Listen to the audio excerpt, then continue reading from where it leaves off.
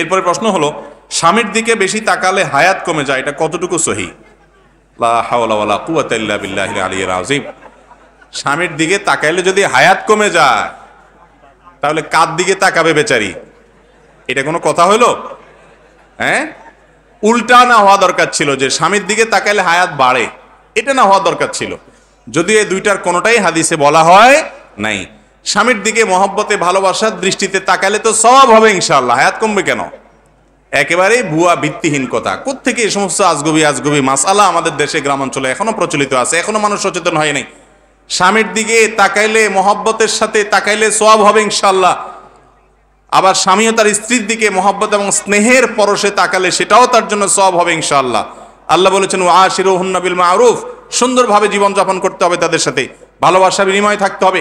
স্বামী স্ত্রী যত সুসম্পর্ক থাকবে, যত মিল মহব্বত থাকবে, তারা এই ক্ষেত্রে অনেক বেশি মুত্তাকি এবং আল্লাহ তাআলার প্রিয় মানুষ হতে পারবে। আর স্বামী স্ত্রী সারাদিন ঝগড়া লাগে, কথায় কথা শুধু তালাকের কথা বলে, বই বাপের বাড়ি চলে যাওয়া ধমক দেয়, স্বামী তালাকের ধমক দেয়, দুইটাই অমানুষ এবং ছোট লোক। যারা ভুল ত্রুটি হবে, একসাথে থাকতে গেলে স্বামী স্ত্রী অনেক উল্টাপাল্টা হবে, তারপরেও যদি মিলেমিশে থাকে। স্বামীর একটা দোষ দেখছি, আমার স্বামীর অনেক গুণ আছে মাশাআল্লাহ, যেগুলো অন্যের মধ্যে নাই। স্ত্রীর একটা দোষ দেখছি, মনে করতে হবে আমার স্ত্রীর একটা দোষ পাইছি, বহু গুণও আছে আল্লাহর রহমতে। ক্ষমার মানসিকতা থাকবে ইনশাআল্লাহ, এই স্বামী স্ত্রী মুত্তাকিদের মধ্যে শামিল হবে, যদি অন্যান্য দিকগুলো তাদের ঠিক থাকে।